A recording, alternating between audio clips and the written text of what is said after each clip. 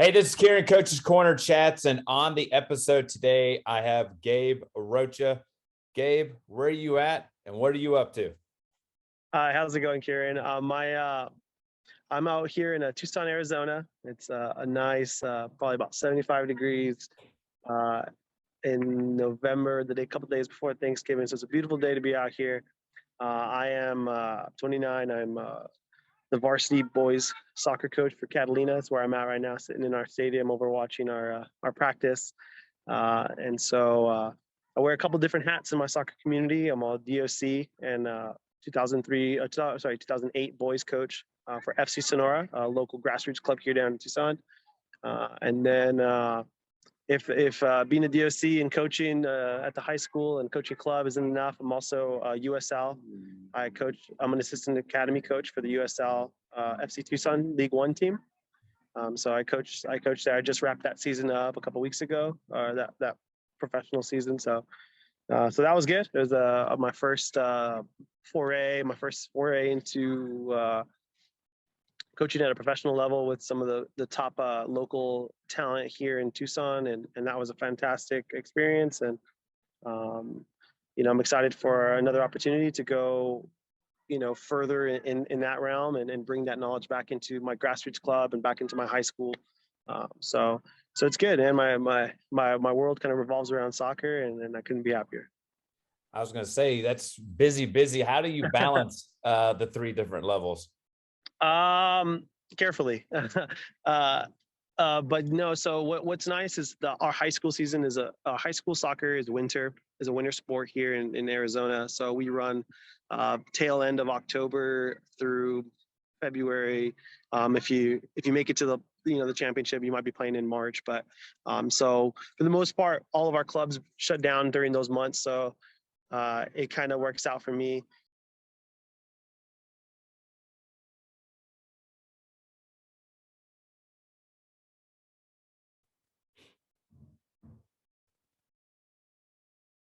Gabe, I think I lost your audio.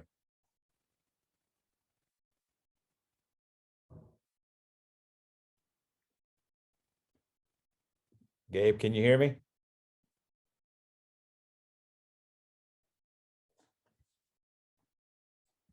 For me, it's just something I like to do. I work a 40-hour work week job, Monday through Friday. So everything after this is, my workload can get kind of crazy.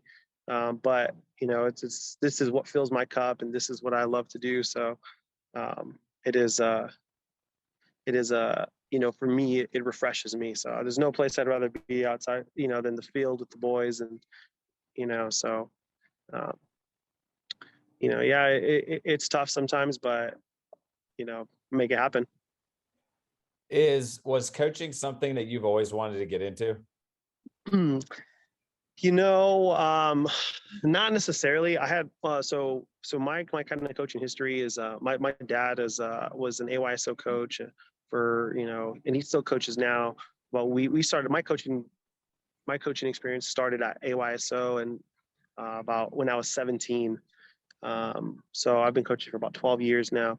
And they just kind of, AYSO, they needed a volunteer coach. The team was have to disband if they couldn't do it. So I was like, I got it. I'll step in. I've been watching my dad do it for many, many years. And then I finally decided to, pursue it maybe about 5 or 6 years ago. I went to a couple clinics and I got some feedback from some coaches, and they were like, if you want it, go after it. And so I did. And so I really put in a lot of effort and energy into it. And, after a couple of years, I was going to the U of A here, our local university. I was to be an architecture major.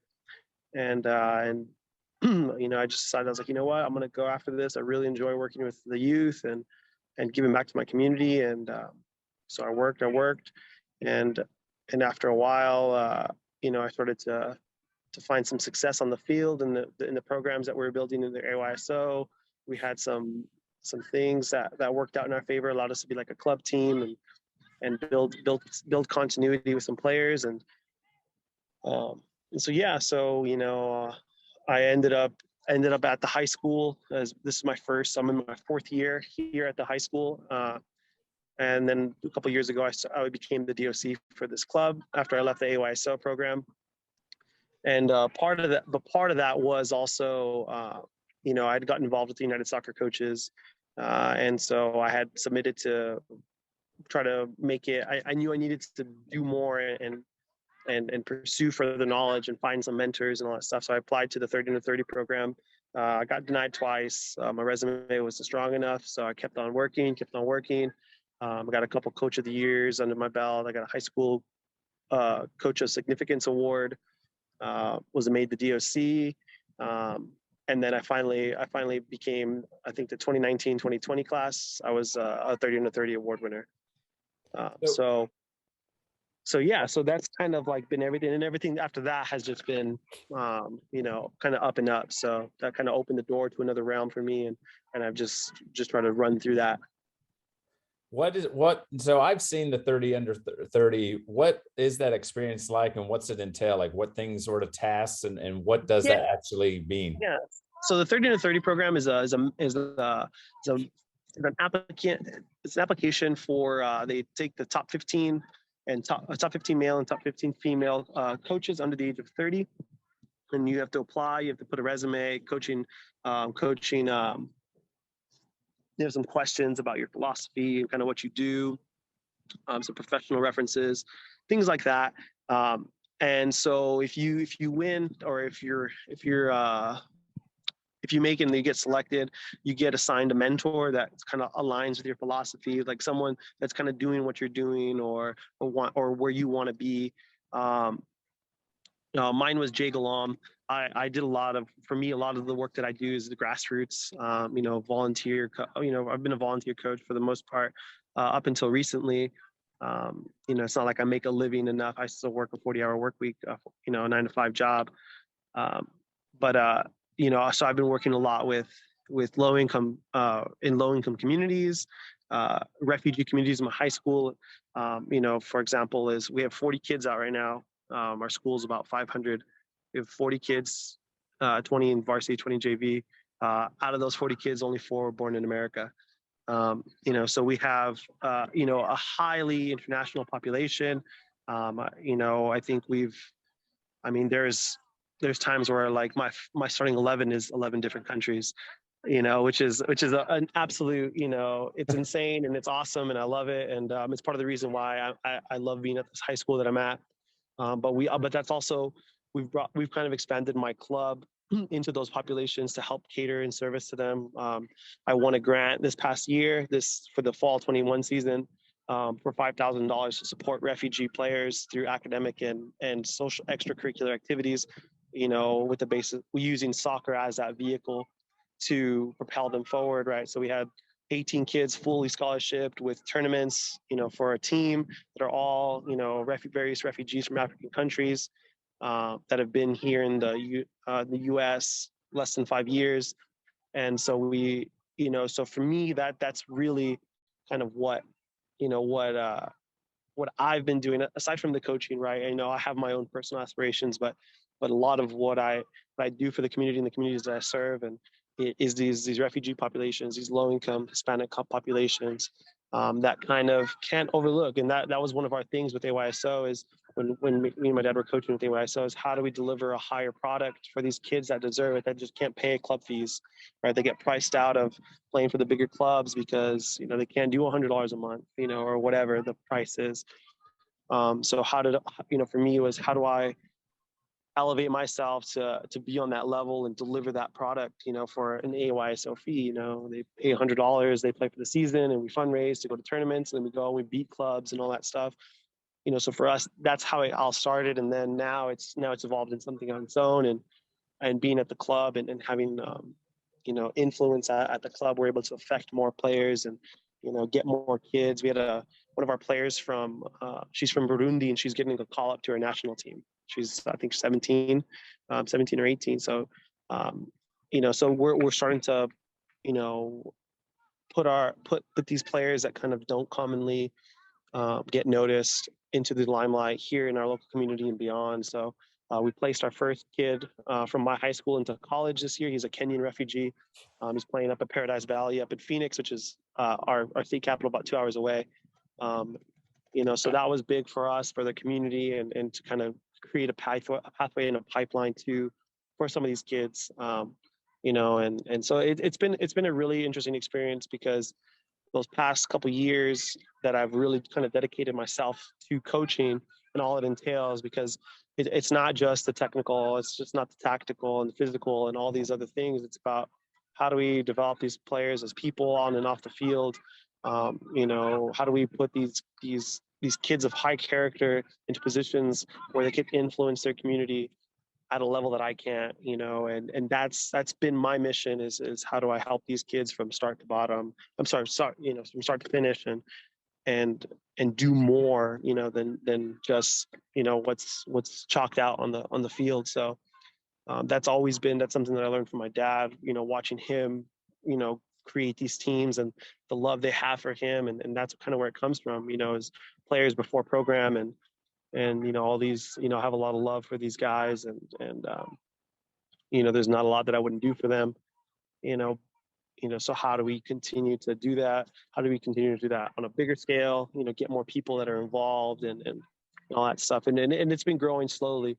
But like anything through the pandemic, it's been challenging to, find the resources financially, and all that stuff, the manpower to do it. So, but that's just kind of like, a little bit of a tangent, but that's the kind of work that I do in my community is kind of all encompassing. And and then I have the work with the pro team, and that's a completely different side of me in terms of, the expectations and effort levels. So, but yeah, so that's kind of what I do, and what I've been working on lately.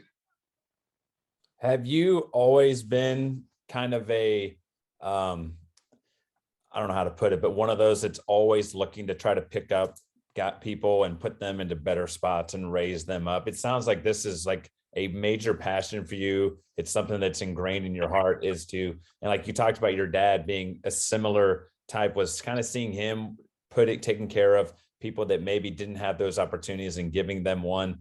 Now, is that something that was part of, just kind of ingrained in you within your family? Oh yeah, totally. I think, for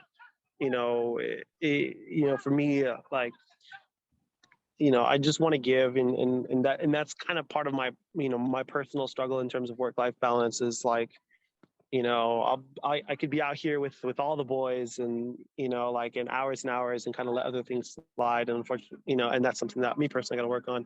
But yeah, and that's what it is. I see these kids, and I want to try to connect them, and I try to, for me, networking is huge, and calling upon my contacts that I know that could help me, whether it's an old teacher who has this, or it's a coach. So like right now, for example, our track coach, who I built a good relationship here. She's relatively 2 years here at the school. She's fantastic. She's a triathlete. She worked for the Parisi Speed of School. And so she's a huge asset here. And now I'm connecting some of these kids they're all right now working on their mechanics. They're doing speed work, and where there's like 30 kids out there. She's trying to wrangle all these kids in. But what's happened is now we've, some of these kids are fantastic soccer players, but they're even better track stars. And so one of our kids, he wanted a soccer scholarship, but he ended up getting a track scholarship for long jump. So, those are those things that for me, I'm always have my eyes open, my ears open for moments, like for people that I could pass them on, because I don't want to hoard these players. I don't want to hoard these young men or young women. We've held some stuff. I've connected our girls team to like STEM engineers, like female STEM engineers. We've put on like clinics, like with our boys, and all these things, and that's kind of the thing. There's just so many different aspects of soccer. Is merely the vehicle, right, in which we kind of teach these life lessons and help them overcome adversity, and that doesn't just come from me. That comes from their teachers and their community, and figures in their community that may not know who they are. And that's what we've done so well these past couple of years, not just with the high school, but with the club, and and beyond, and FC Tucson has really embraced that.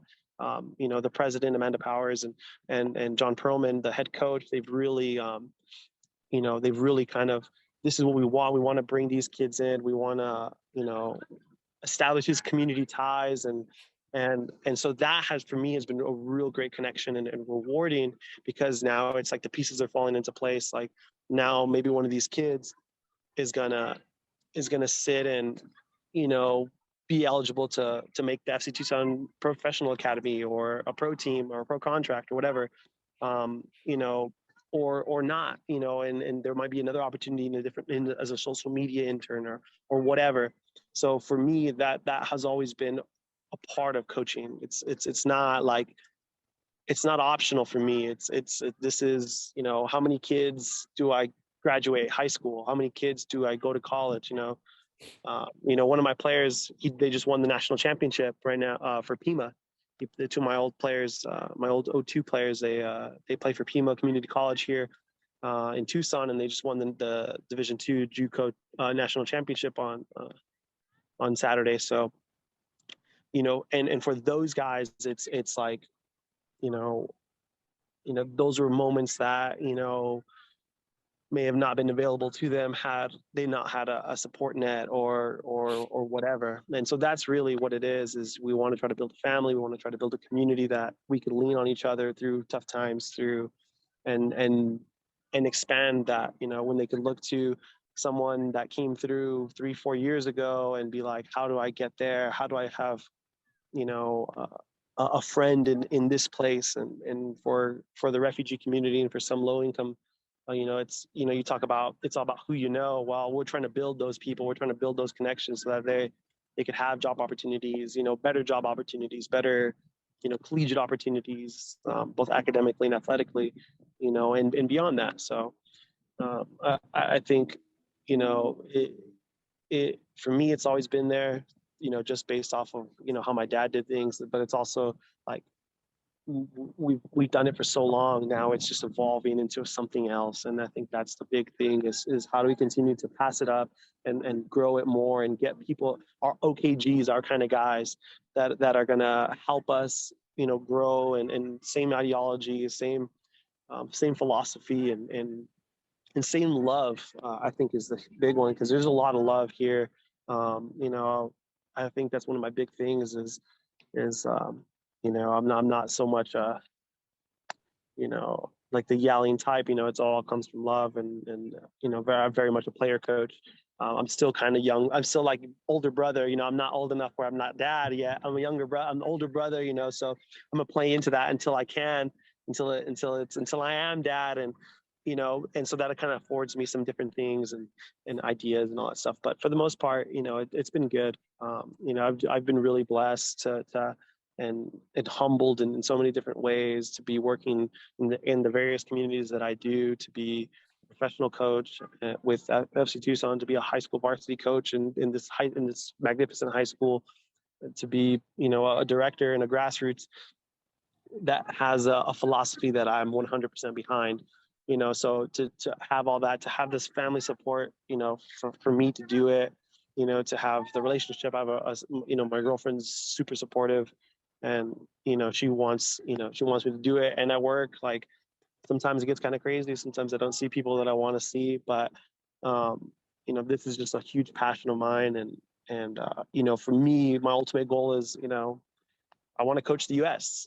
That's my goal. That's my personal goal. Is like, I'm coming for you, Burhal, to like, that I told myself I want to try to make the 2026 World Cup staff. I'm working towards it, but for me, that's just me manifesting my own destiny and putting that into the world and really just making it happen, but at the same time affecting what I can here locally. How can I put my imprint? How can I move my own community? Blurring the lines of club. I'm here for the game. I'm here for the love of the game, and to try to get as many kids playing soccer. To try to put a kid from Tucson onto that 2026 World Cup squad. You know what I mean? To have someone from our community that's gone through the adversity that our community goes through, and that's so, to represent us on the world's biggest stage, you know, that's part of it. You know, it's not the whole goal, but that's part of it. You know, and whether that's a player or is it myself, you know, doesn't matter. You know, I think just having that passion and drive starts to become infectious, and you know, you have the courage to dream and the courage to dare, and be the willingness to sacrifice. You know, you could, you know, it's impossible till it happens, and that's kind of like been my motto these past couple of years. Like, you were to look at me, you know, 6-7 years ago, I'm just some average AYSO kid coach, and you know, now I have my own locker in the FC Tucson, you know, and that's, you know, that to me tells me everything I need to know. So, and if I could do it, you know, with what I've got, you know, these kids who are, you know, have incredible determination and discipline and love and passion, they could do it. So, you know, it's been a journey, and I'm really blessed that, you know, to be able to do what I do, and now as I become a little bit more involved, to have the platform to speak about it, you know, and to be, you know, to be a you know, Chicano coach, you know, ascending into the ranks of, you know, I don't want to say elite coaching. You know, I want to consider myself elite coaching, but you know, I also want to be humble, and you know, I understand there's a lot more that I got to learn before I get to where I want to be, but you know, that's what it is, man. It's not always, you know, I try to make it not about myself, because it really isn't. You know, I'm really nothing without these young men and all the kids that I've coached. You know, they've made me who I am, and I've learned so much from them, probably more than they've learned from me.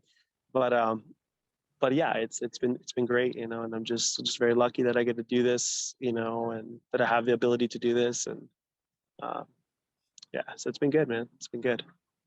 What has when what went into kind of building that trust to get these guys to buy in, for one, and two, I'm thinking, if I've got people from 11 different countries, what is communication like for you? So one, how do you get buy-in from these guys who I'm assuming came here to the US for opportunity, for that chance to maybe get a break? So you're trying to give them that. And then two, how do you communicate that, hey, I'm with you, I'm for you, I want to see you get to that next level and do amazing things?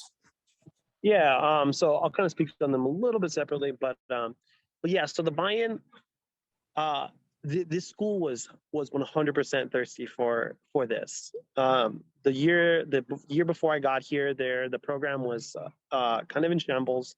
There was about 16 players, and most of them were ineligible. They had a real struggling season. They had losing, you know, consecutive losing seasons. My first year here, I was working here as well, for a couple of years, and so for me, one of the big things was just kind of, again, my big thing is players before program. I got to know these guys. I got to talk to them. I had one or two players that I knew from the club circuit that did go here, so that kind of helped break some of that ice and help build that trust. Um, but a lot of it was just getting to know them, and embracing our culture, and embracing that they're from Africa, that they're from the Middle East, that they're from Europe, and that they're from Central America, from all over these countries, and just really embracing that. You know, I myself am bilingual. I speak, you know, English and Spanish. And then my assistant coach, he's a former alumni. He's Congolese. He speaks Swahili and English. So for the most part, we had all of our languages covered in terms of instruction. It does kind of get difficult, you know, that it is a hurdle for us sometimes. But our main language was soccer, and everyone spoke that. You know, it was beautifully put, and we had an article written about us in the paper. One of our players, Giorgio Alfieri from Bologna, Italy, and that was what he said. You know, soccer was our main language, and we all spoke that eloquently, and it came in time, and obviously the high school season is very compact, and when you're dealing with all these different things, there's a lot of chemistry, but you know, it was just, they know the game, they love the game, give it to them, and that's all I really have done here. And now that we've had, you know, that first year, I had literally about little bit more than 10% of the school at tryouts. We had about 75 kids at tryouts. There's 600 kids here in our school. To kind of give you kind of an idea, is like our football team kind of averages around 20 players a year in the entire program. This is definitely a school where they're hungry for it, and it just took some unearthing and someone who's going to match that passion. And I think that's what we did.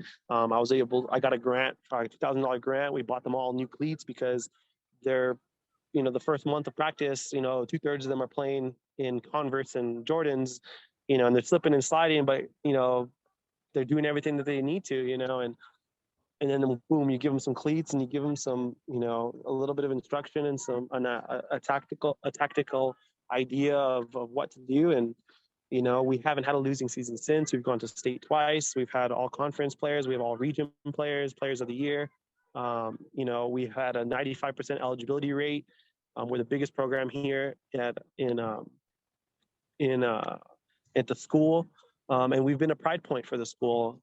And I think that's been something that's really, made me happy. We've had athletes of the year, sportsmanship stuff, so that buy-in wasn't probably as hard as you may think it was, but at the same time, I can't say if that was, there's been other good coaches here that haven't been able to do that. So to an extent, I think it was just finding the right fit. And, so the language barrier was tough, but it was overcomable. It is kind of difficult giving, bilingual sessions. But it also challenges me because I get to practice my Spanish every day and really talk on those terms. Like I have a little cheat sheet that has common soccer terms in different languages, so I could communicate with, we have a kid who only speaks Turkish right now. And he has very little English. So, I have a cheat sheet of wide through, these various little phrases in Turkish. That way he could try to understand. So part of it is being a creative as a coach and, playing into my strengths, my staff, using the kids as resources as well, having them help translate if there's there's no clarity.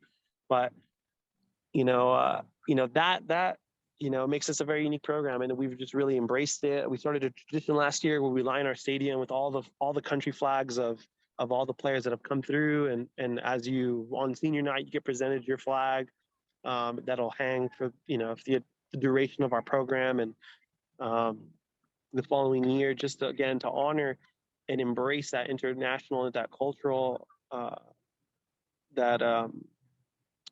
that's who we are, and there's no other school like it, in my opinion. I don't think, and maybe in the country, definitely not in Arizona. We go up and they're like, holy cow. And I'll start my JVB squad, my freshman squad will be all kids from Central America. And it's like, they're probably average height might be about 5'2", but these guys are balling, and, before I know it, it's like 9-0, and these guys are just living the best life. And some of these kids, a lot of these, like the Central American kids, are asylum seekers.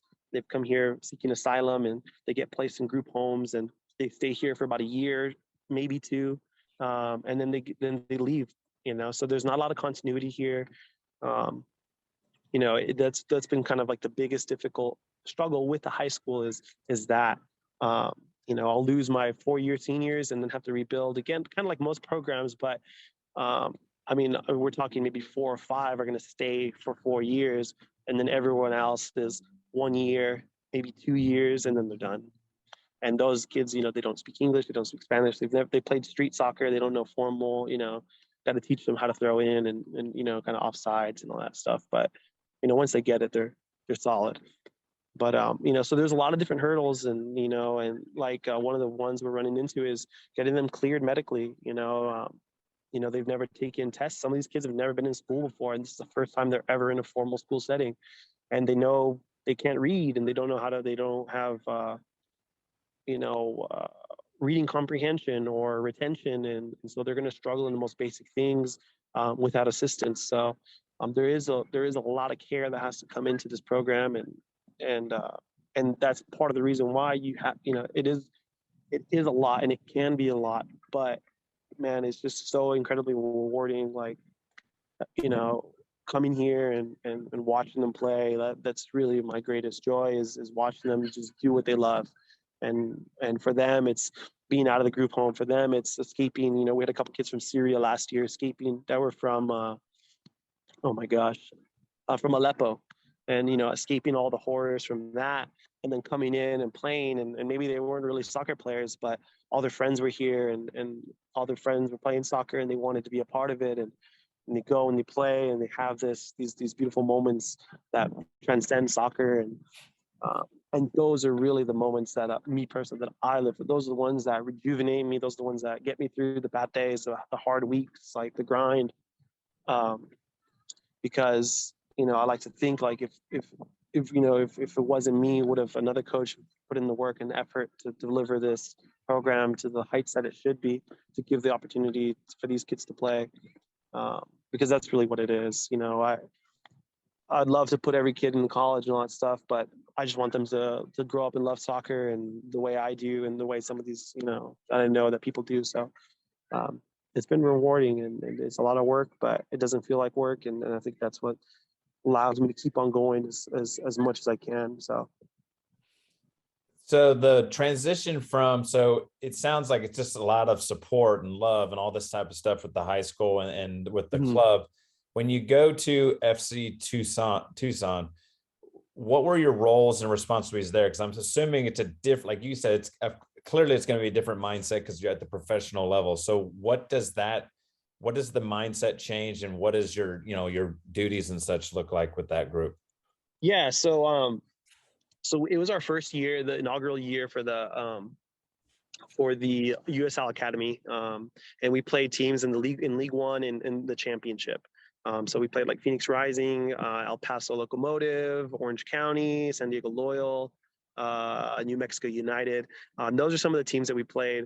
That was our region, and so we did well. So basically, what happened was there was a tryout in about February, March, to identify top local talent in Southern Arizona.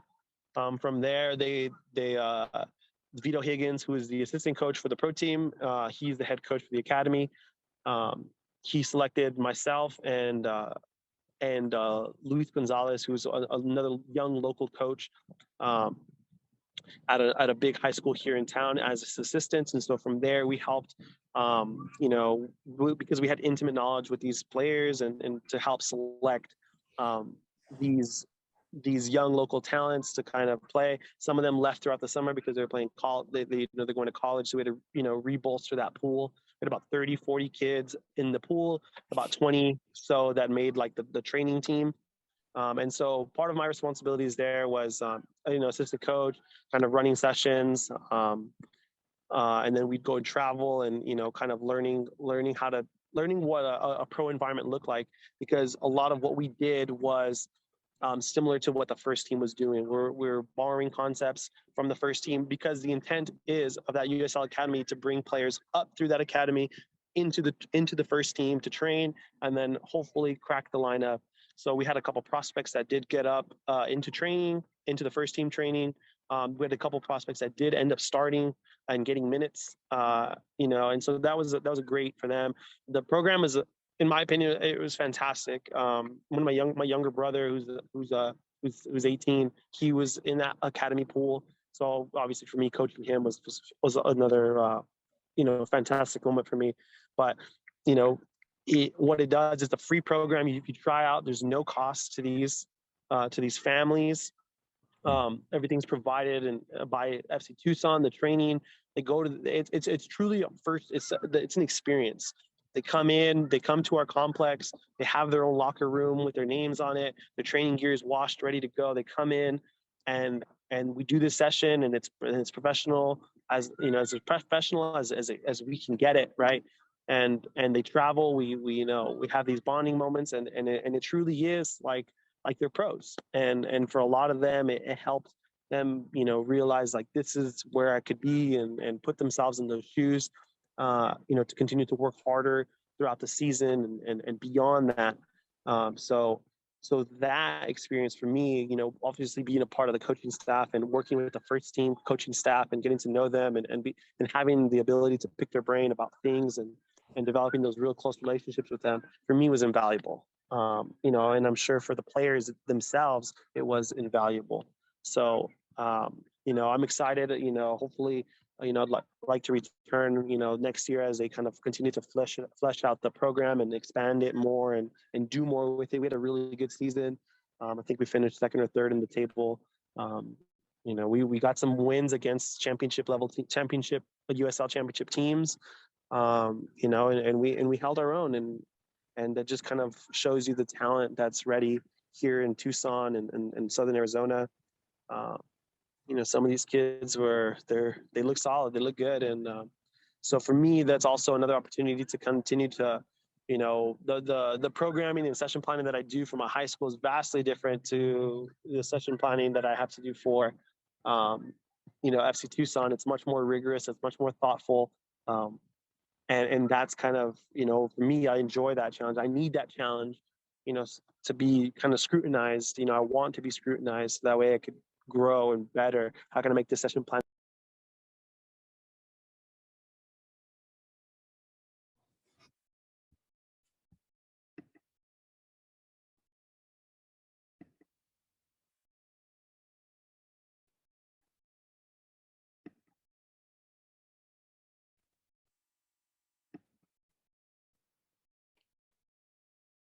I think you might be muted. And Oh, there we go. hold on, am I muted?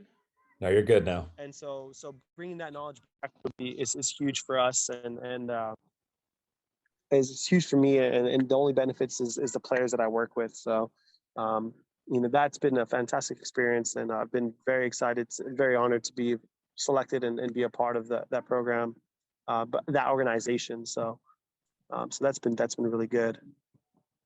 You mentioned earlier about having goals of being part of the national team coaching staff by 2026, so in 4 years or 5.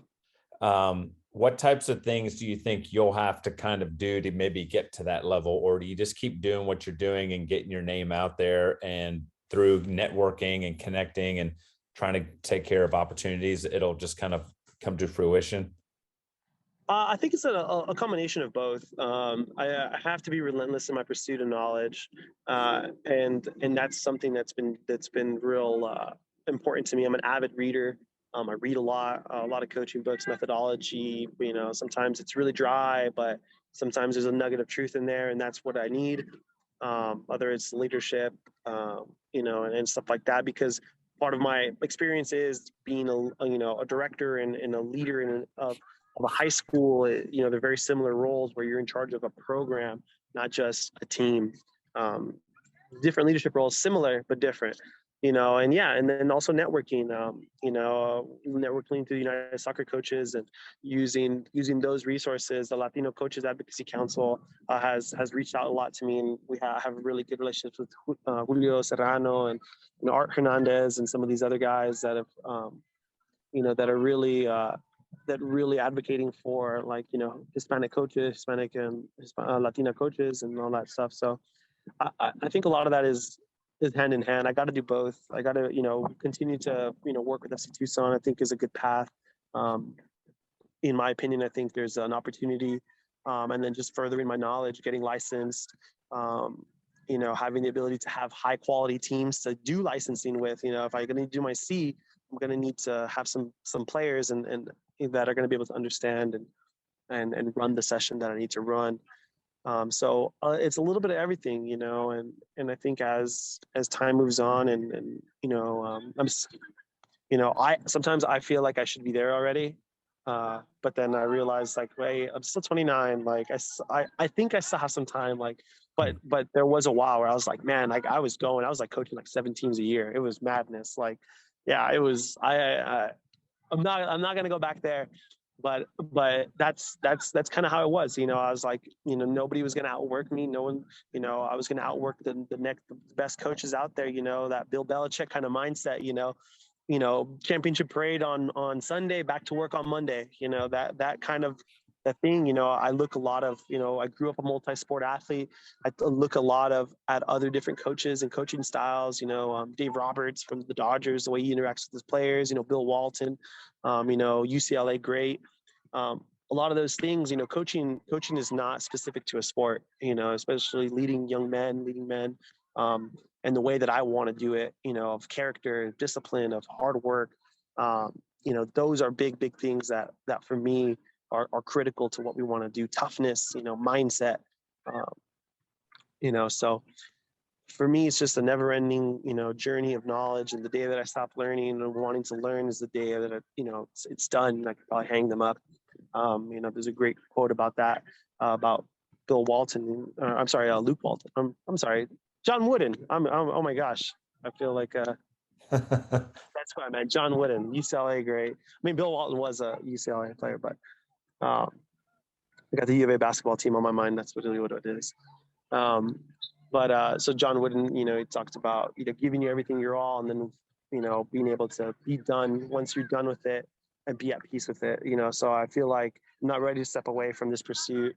I'm not ready to, stop going, with 100% effort, because when I do, it'll be, I'll be at peace and I'll be done. So I still got some gas in the tank, and I want to continue to push it as far as I can go. And if it's, FC Tucson is as high as I go, or if it's the men's national team, or if I'm the new coach for Liverpool and whatever, that's where it is, and that's where I want to be, and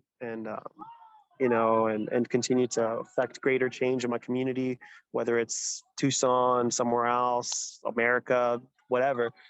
That's kind of where I want to live. That's where I want to be. So, yeah, it's a lot, but it, it doesn't feel like work. It's passion. It's love. And it comes from a place of love. And that's why it's just so fulfilling for me. You mentioned earlier about coaching your brother and him playing. Did you play as a youngster as well? And did you run into kind of similar issues? I don't want to say obstacles, I guess, that some of your players that you coach at the high school level and in the club kind of ran into? Kind of. So I did play. I was coaching by the time that I stopped playing. I didn't coach at a high level. I'm sorry, I didn't play at a high level.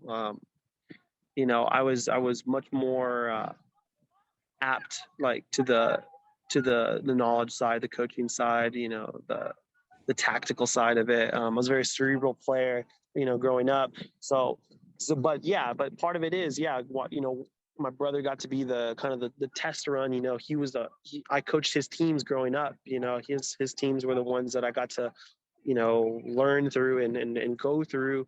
But it was, and it's kind of learning how to navigate those obstacles. Like, well, now that I know that I have to start recruiting at this age, for college, or like this is where they need to be at this age, and kind of having that kind of comes from the FC Tucson, right? Like, this is what they're looking for at the pro level. Now I could look at my youngest brother, who's a 2011, he's 10. I can be like, okay, I have the top end, and I know where he's at, and I know where this team is at. How can I build a curriculum that in 4, 5, 6, 7 years, they're going to be ready to go to this academy?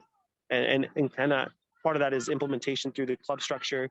How can I, make our youth program conducive to that environment, and foster those environments, foster that love to do it, because it is difficult, and not everyone's going to make it to that level, but if the foundation is there, at least they have the opportunity. And so kind of working with my brother and kind of seeing him, he got, all the trial and error, all the scientific experimentation on his team and on himself. I would dummy sessions with him and in one-on-ones and all that stuff. And so now that he's been playing in that academy, it's been good for him, because it's pushed him to another level that he wants to be at. But now it's like, can I, again, now that I have the foresight of what they're looking for, how can I get this next crop of players to be considered, to be ready for this opportunity when it comes? Because I think that's really what it is. The moment where preparation meets opportunity, that's when you're going to find some success, some in ventures like that, like the Pro Academy, call up, a tryout. So, it has been good, but at the same time, like, for me, this is still a new environment as well, working in that high ECNL. I mean, a lot of these kids that are in the Pro Academy are in ECNL, DA, MLS Next, so they're a different class of player in terms of, work ethic and all that stuff. And doesn't mean that the kids that I work with don't have that. It's just they haven't been exposed to it yet. So to them, it's completely foreign. To them, it's new, and they're going to struggle, because pace is faster. Everything's fast. Not that they can't adjust, they definitely can, but when you get evaluated once, you have that moment to impress, and that's it. You're going to get, maybe 2 minutes of look. The coaches will look at you, watch you fumble a bad pass, and think you got no touch. You know what I mean? When you're evaluating 100, and I think we had 160 kids out for the academy tryout. It's a lot of learning, but it's like now, we can do more now that we have a little bit more knowledge. We're in year 2, and I'm in another year with this program. We could kind of influence the direction a little bit more, at least outside of FC Tucson and the surrounding community. So you spoke to about some of your players going to some JUCOs and playing on different levels. Is there any part of you that would want to go and test the waters of college coaching? Yeah, I have thought about it. It's definitely, I had an opportunity to interview for UNLV, but it was kind of like when I was considering the FC Tucson stuff. So I was like, to me, I want to be in the pro environment. So that was kind of like the deciding factor is college is great. And I think it definitely serves a lot of people and communities that could have a big impact. And I think it just have to be the right fit, and right now, again, being close with FC Tucson and invested, it have to really be the right fit for me. But would I consider it? Of course, I think it'd be a big career move. It'd be a step up to what I've been doing and all that stuff, and to be in charge of a program or be a part of a good program. I mean, we have a nationally renowned program here in my backyard in Pima Community College. I mean, they have, 2 national titles in the past 5 years, I believe. Perennial top 4, top 5, rankings. So it's not like I would have to go necessarily far, but at the same time, would it be nice to kind of carve my own path? Definitely. But for me, again, the goal is to be professional. The goal is to work in the pro settings. And if I feel like that college step would help me get there, I would definitely consider it. I definitely think, it'd be fun. I'd enjoy myself there, because it'd be like a high school where you could develop relationships, and there's more the familial stuff. Not that that's not available in pro setting, because working with FC Tucson, it was a lot of fun. It was a lot of love, both with the coaching staff and the players. But I know that cannot be the case at all the time. But so I would be definitely open to coaching collegiate, and I'll probably stay on the men's side. It's probably where I have more familiarity. I have coached girls before. Different, it's fun. I do enjoy them. They listen better. But you have to be specific, right? You have to be specific, because if you tell them to do something, they're going to do it. And then, and if it doesn't work like you thought it was going to work, that's on you, not them, because they're going to come back and be like, hey, we did it exactly like it. So I don't know what happened. So, so I do enjoy coaching them and all that stuff. It's definitely different, but yeah, college would be fun, and I would definitely be open to it, and kind of get into that realm and another level of player and another level of competition. I love to compete, competitive by nature. I'm the oldest of 5 siblings, so, and I got uncles that, that didn't let up. We play basketball, and they're going to play to win. It doesn't matter if I'm 5 or 15 or 25. Competition is in my nature, and whether it's high school, collegiate or pro, but yeah, so it'd be good. When something I wanted to know too is, how would you describe the style of play of soccer in Arizona, and not even just at Catalina? Because you were talking about when you put out your freshman team and it's all Hispanics and everyone's this short, kind of messy looking player, versus like, a lot of high schools around where I play, it's about, let's get the biggest dudes we can get, and we're just going to monster mash you. So what's kind of the style and flavor of Arizona soccer? Yeah, I think we obviously have we're so close to the border.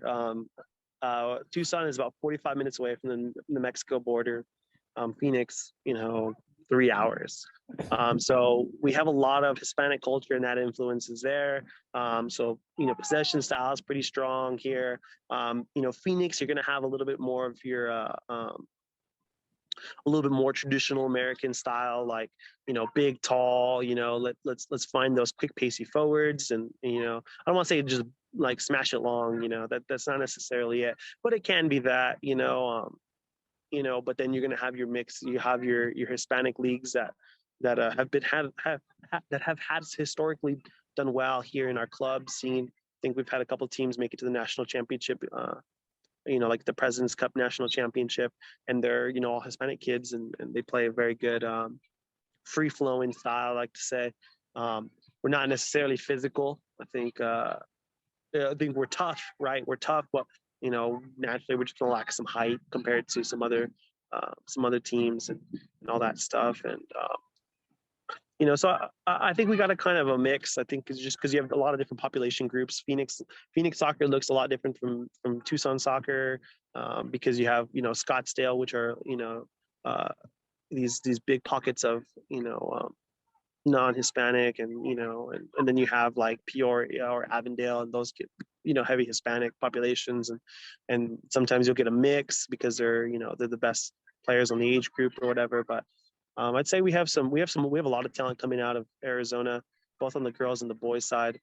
That, in my opinion, gets overlooked. I mean, our girls, Pima women's soccer, they made it. They lost some penalties in the national championship, and their roster was all Southern Arizona girls. And that's kind of the same thing. We get a lot of kids that come out of here and they do well in other places, and so it's exciting times. I think we got a lot of young talent here, and that are only getting better as better coaches come through and have FC Tucson's presence and Phoenix Rising's presence up in Phoenix have really helped develop and foster that identity of Arizona soccer. So it is tough, it is gritty. We're gonna get into your face, and we're gonna play, and we're gonna be creative, we're gonna be flashy, we're gonna have that speed, that quickness, that high tempo, and we're going to go after you. So it's a pleasure always to watch other teams execute those things and kind of hold our standard high across the board, whether it's high school or club. Okay, this has been so cool to kind of hear you talk about coaching diversity, and then even your own coaching experience from the club experience to high school to FC Tucson is diverse in itself. If people want to connect with you and follow along with the high school experience or even FC Tucson, what are some of the best ways to connect and follow? Yeah.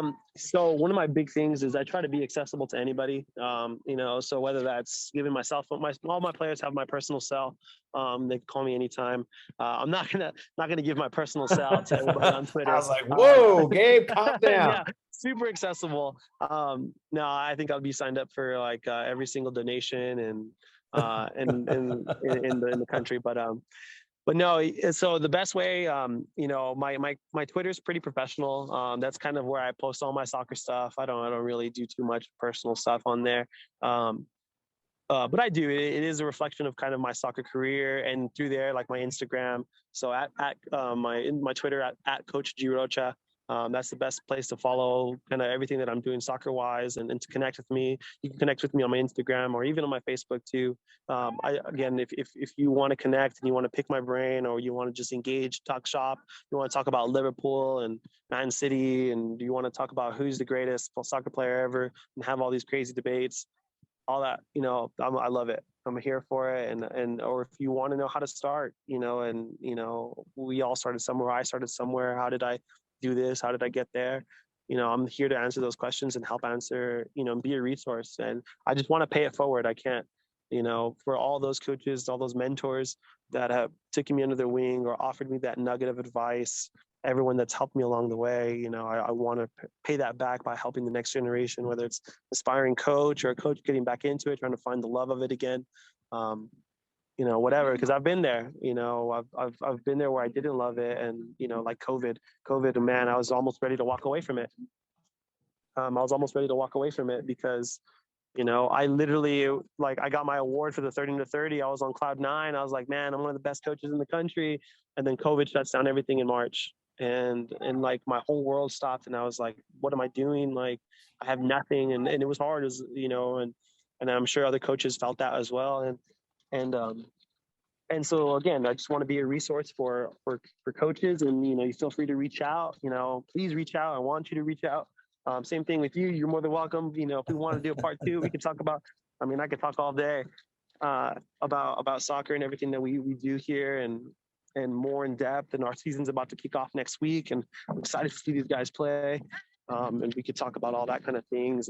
But again, you know, feel free to reach out on my Twitter, my Instagram. All that stuff is on there, and if you want to get involved, if you're local, especially if you're local, if you're from Tucson, if you're from surrounding Arizona, Yuma, whatever, like let's link up, let's communicate, let's talk, and let's build a connection down here in Southern Arizona, because there's not a lot of support, and we kind of hold each other accountable and lift each other up, and really get to it, to really build something special here in the Southwest. I love it. I love it. I've had an absolute blast chatting with you, Gabe. This has been awesome. I appreciate you hopping on with me. Yeah, no, I appreciate you, Kieran, and I look forward to you know, building a relationship.